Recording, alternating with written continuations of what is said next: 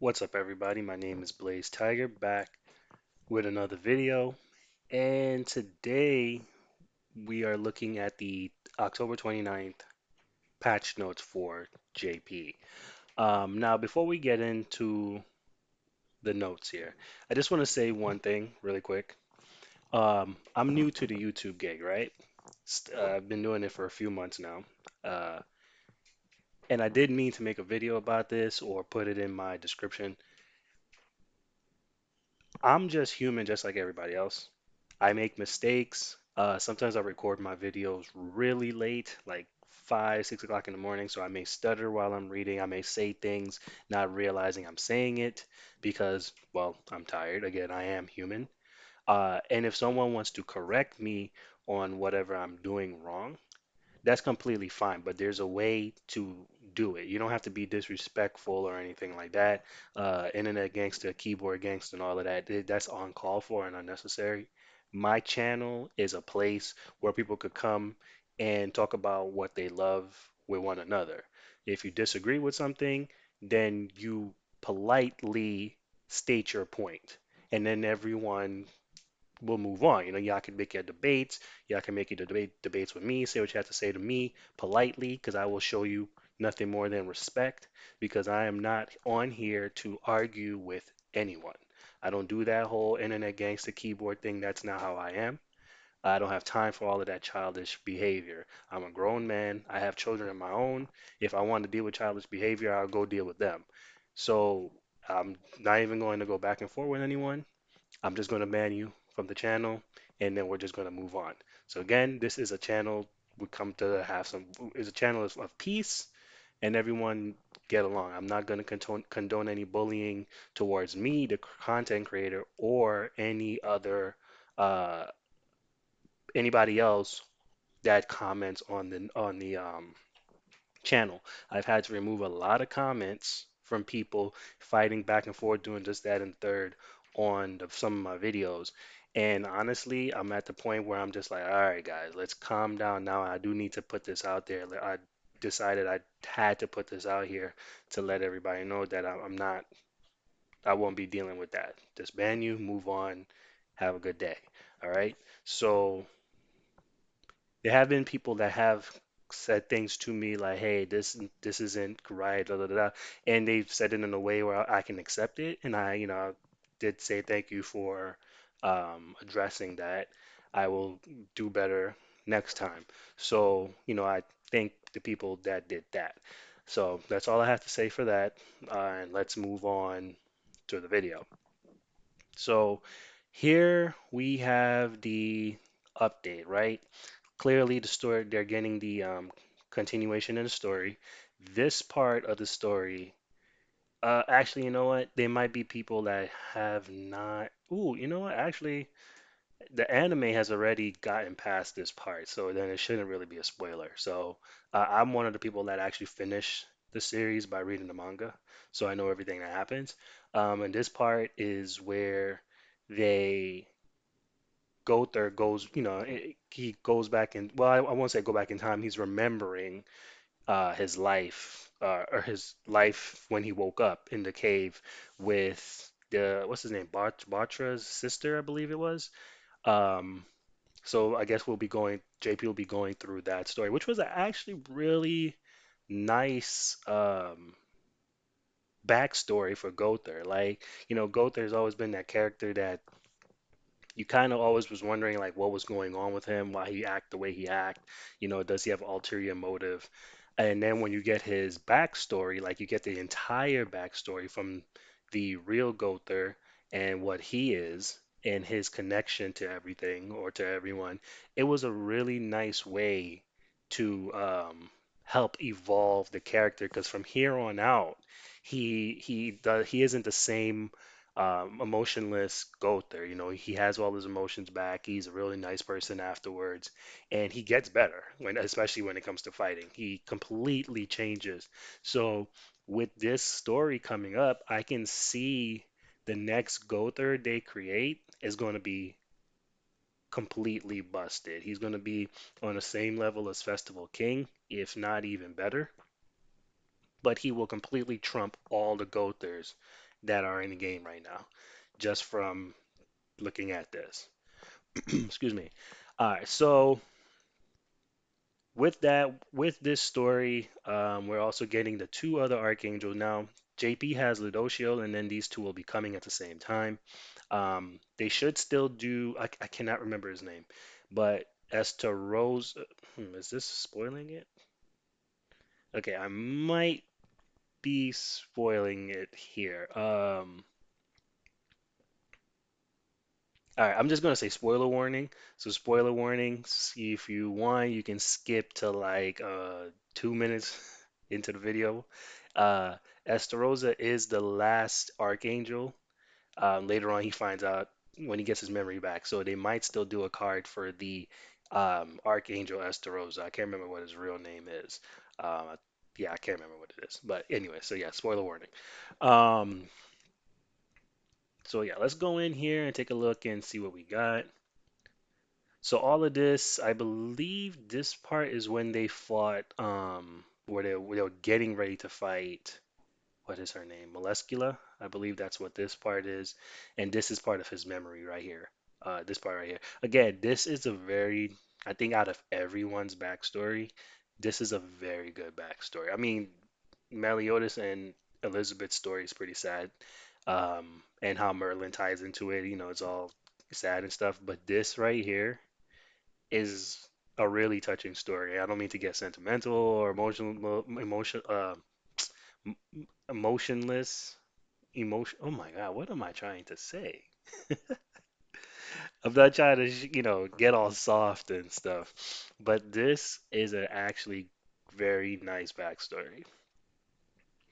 So, let's take a look at the archangels here. Sariel, I believe that's how you pronounce his name, of Tornado.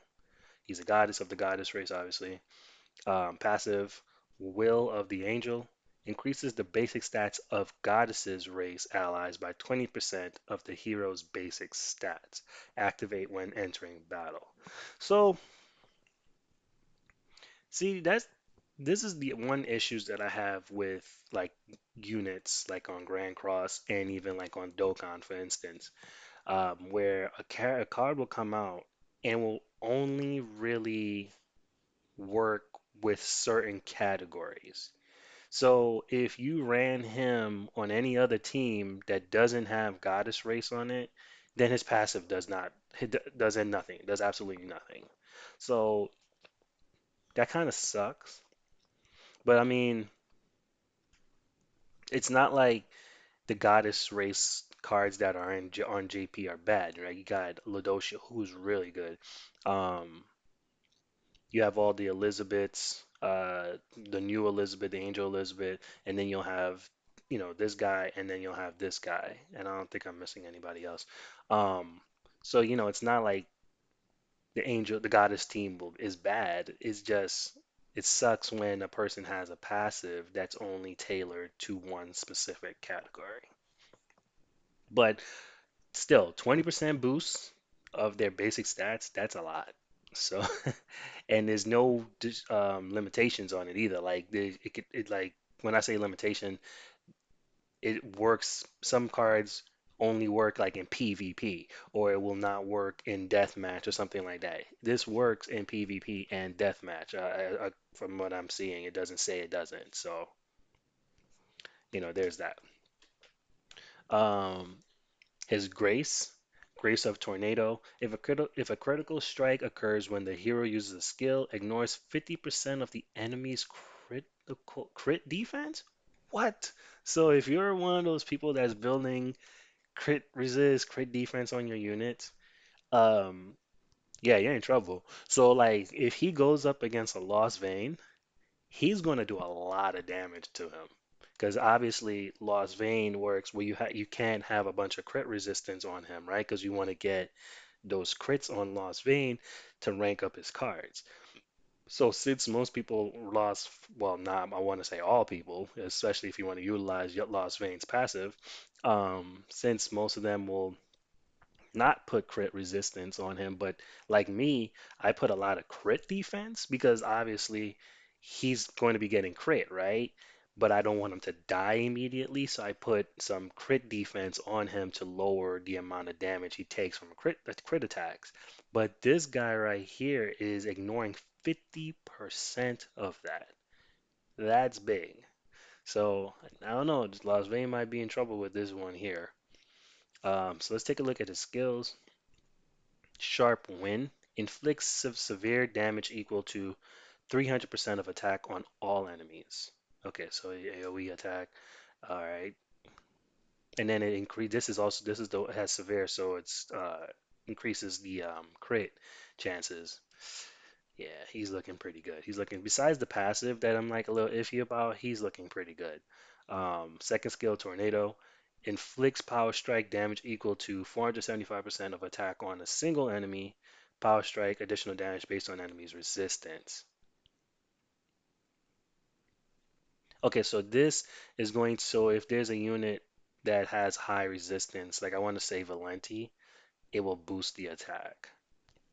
Okay, that's good. So he's going to work regardless around anybody that's kind of trying to avoid getting crit. He's going to be pretty good. Um, ultimate twin wind blade inflicts severe damage equal to 630% of attack on a single enemy, and then we already know what severe does.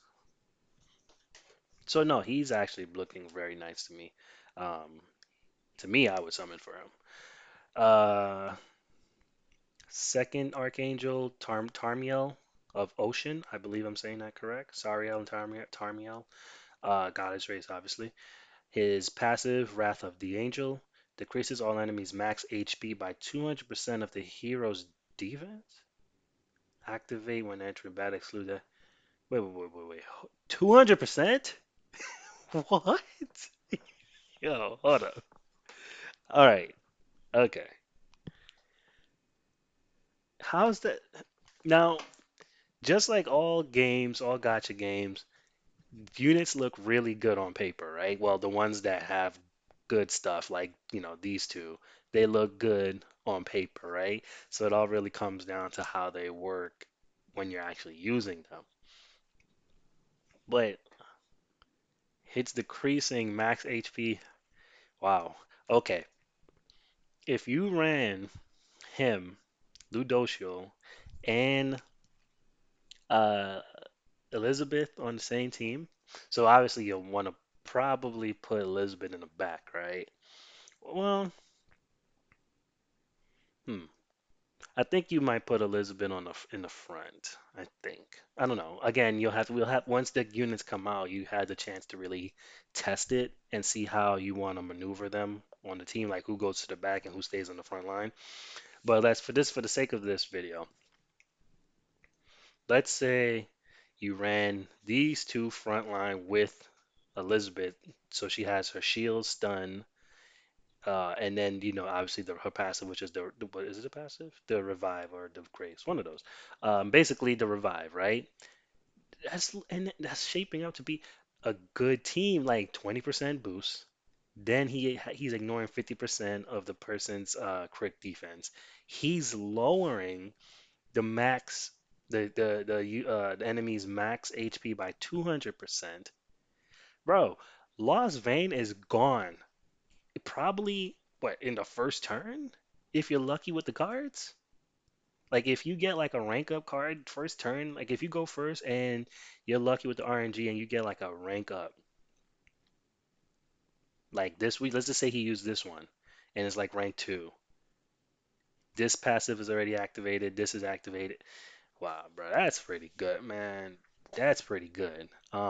Let's take a look at the Grace of Ocean. When the hero takes damage on enemy's turn, recovers HP equal to 150% of defense at the start of ally's turn. So basically, this unit needs to be defensive. He's going to be a complete defensive. He's probably going to be a HP defense build. Um,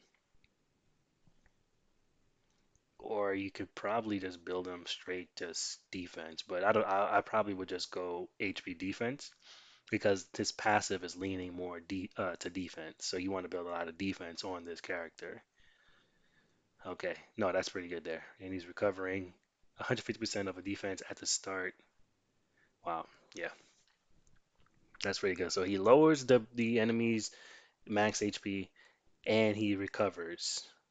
That's that's pretty good.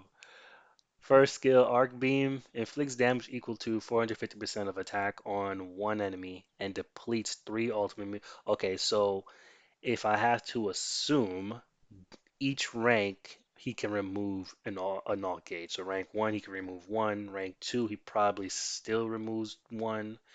Oh, and rank three, then he removes three. I wish they would just show all the ranks here so you can get an idea of how each rank goes because certain cards only receive certain effects on certain ranks. Now all cards will receive the effect on rank two. So if this card here depletes ultimate move gauge each time, from rank one, rank two, and three, that's pretty good. It's always good to have a unit that can remove all gauge. Arc Shield assumes a stance for 3 turns, which reduces the final damage taken by 65% when an ally is attacked, and takes 30% of reduced damage. Bro, if you complete, yeah, HP defense all the way, he's gonna be tanking it up. He's gonna be like Esterozo without the counter because he's just, yeah, he's healing. Then he's lowering the HP, so he's supporting the Angel team a lot, and he's there taking the damage for the team. Like, yeah, he's pretty good. Um, Second skill, Arc, inflicts damage equal to 420% of defense on all enemies. Heals HP of all allies equal. Oh, bruh. And then he heals. Does the ultimate heals? Oh yeah. These two, I don't know about JP players. I don't know if y'all are, if they're not your favorite characters, whatever the case may be. They're worth summoning for. They're going to be on the same banner. I don't know if it's going to be a step up or not. Well, it probably will tell me down here, right? It's probably just going to be a normal banner. Singapore. Yeah, it looks like a normal banner. Yeah, normal banner, and then it has the mileage on it. So yeah, that's good. That's good. For honestly, I really think, I mean, I have good luck regardless when it comes to summoning, but I think my luck is, is that true? I don't know. I don't know. I guess it's hit or miss because I have great luck on almost all banners. There'll be once in a blue moon where my luck is a little shot, like the KOF collab. Oh my God. I don't know how many rotations I did. I think I did like 6 or 7 rotations. Like, man, ridiculous. Um, I did end up 6-6 in most of them though. Athena is only 5-6. Gother is only 3-6. The rest of them are 6-6. But it was excruciating. So once in a blue moon, I'll have you know iffy summons there. But if this was coming to global, I would definitely be summoning for them. They're pretty good, very good. Um, see who's on the banner. So we have the Demon Hendrix, Jarheed, I believe I said that right. Matrona, she's still not on global yet. Ooh, Lodosia's gonna be on there. All right, cool. Escanor, Hellbrum. Actually, it's not a bad banner.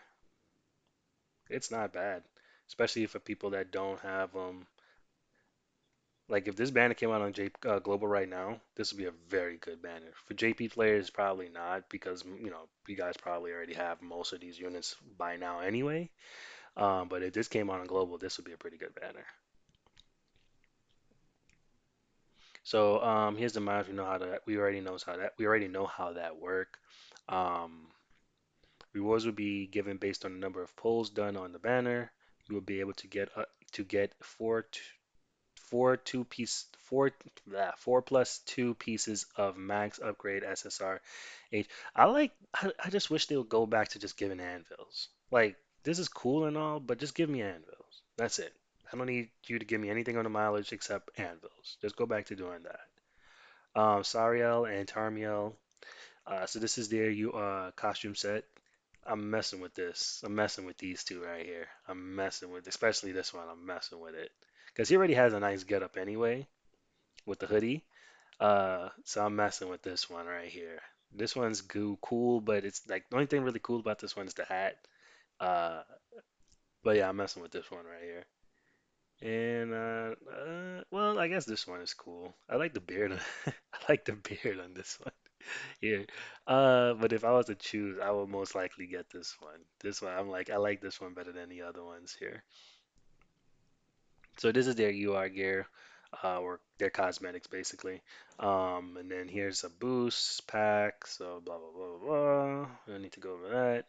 The four archangels, don't know what the heck that is. Well, I guess that means ghost leg event.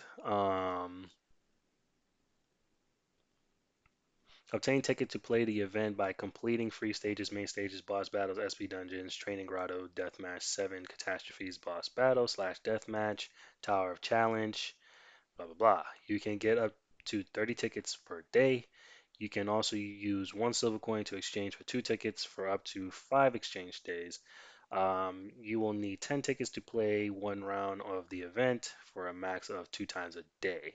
Various rewards such as anvils, awakening stones, grimoires, skip tickets, treasure chests, character growth materials can be obtained. I figured that was Camilla. I wasn't entirely sure, but I figured that was Camilla. And talking about Camilla, Camilla was in the some cutscenes on the KOF collab. So I believe she's coming. I don't know if I want to say next, but she might be coming next to Global. Um, to honestly, I think Global needs after this KOF collab. I think Global needs a cool down for real because Global's been going hot. Like, I know we had some in betweens that were kind of eh. Like the Roxy Shin banner was meh. You know, people shouldn't really have summoned on them, but it's been going a little hot lately. Global's just been pushing banners, pushing banners, pushing banners, pushing. And at first, I thought, all right, Grand Cross is pretty cool because they're dropping banners every week. And then, they give you a lot of stones during the week. I'm paid to play regardless, but I'm just saying you get a lot of stones during the week. Um, and then the 30 stone multis are pretty awesome. My versus 50, 1,000, so forth and so on. But now it's like, oh man, woo, it is getting hard. It's getting kind of hard to keep up because they're just dropping banners. So I think they need to cool down for a minute and drop out skip banners like Red Fat King, Gloxinia. I don't know what they're going to do with the other Fraudrin because only Green Fraudrin came out.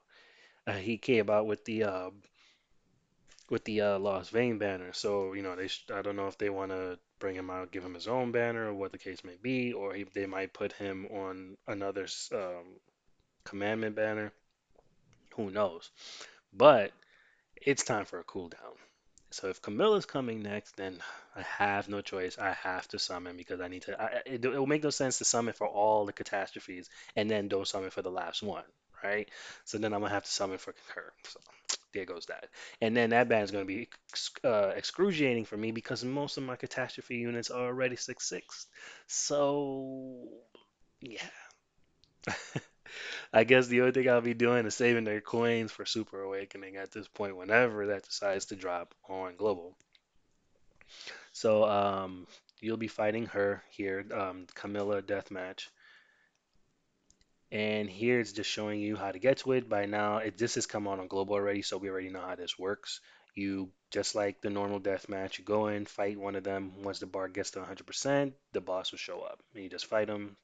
There you go. So we already know how that works.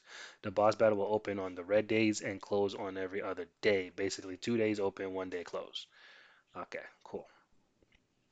Defeating Camilla boss will grant you materials to exchange for various items, such as green Lilia costume. Okay, so they're giving away green Lilia for whatever odd reason, like people don't have her 6/6 by now. But then again, there might be new people coming to the game, so they still have a chance to. But then again, if you're new, would you actually be able to beat this? Anyway, it doesn't matter, right? Either way, a free unit's a free unit, so take it. We take it. That's it. King exchange. So let's see. Are they gonna have some type of?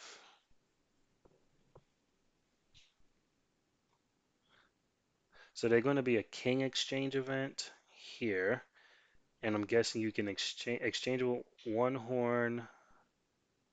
So there's an event you can exchange these to get different things. Okay. Diamond bonuses, whatever, whatever. Brawl special rewards, half stamina events, new story battle event. Cool, cool, cool. Clear event stage times. Okay, so I get all of this. That's cool. Now this was another thing I saw in the patch notes yesterday. Um, well, right now, you can only tackle this by using two gems, right? Which really sucked and made absolutely no sense that you were able to re-roll your substats with anvils, but not this. You had to use stones. And in my opinion, I didn't think that was worth it, so I never really touched it. Um, the way around this is like I would farm a bunch of the same equipment, SSR, and just use whichever one had the best stats. So like when you click, so you upgrade it the first time or whatever the case may be, you just go in or check and see where it is. If it's not to where you want, then I would just go to the next one and just try that. But now you can just re-roll it with the anvils, which is cool. I wish it wasn't five anvils for this. They would have lowered it to like at least two, like they have it for the diamond. That would have been good. But regardless, your JP will be able to re-roll that part of the gear. That's very good. And then right here, it's just some brawl information, and then there's some bug fixes, balances, so forth and so on. So it's nothing too big, nothing. It's not a huge, huge celebration coming or anything like that. The best things are going to be these two right here, the story update, and then these two come into the game. So good luck to everybody that is summoning on this. I do recommend summoning for these two units. I mean, would I say go crazy and spend up a whole bunch of stones? Absolutely not. Not on this banner. Excuse me. I was up real late last night trying to do some videos, but I wouldn't recommend going too crazy, obviously. Um, but I would recommend at least doing a few. I don't know if anything, go to the 600 mark and then call it a day. Uh, I really like when they do those banners where you get to a certain point and then you can pick the character, especially when it's more than one character on the banner. Obviously, they can't do that for everyone because they'll just make it too easy. Otherwise, they'll just probably make it like they did Lost Vein, and I think Lost Vein was what 900 or 1,000 or something mileage or something like that. And not everyone are able to get to that point. But, again, I wish everybody good luck. I enjoyed this story event. This is very good if you haven't seen it. And that's all I have for this video. And just one more time, guys, just keep the peace on the channel, man. That's all I ask. No fighting or anything like that. I don't like bullying, condone bullying. I don't condone the negativity or anything like that. So just all let's be cool, all right? So if you enjoyed the video, don't forget to drop a like, subscribe, and hit that notification bell to know when I upload my next video. Yeah, I'll catch you guys on the next one.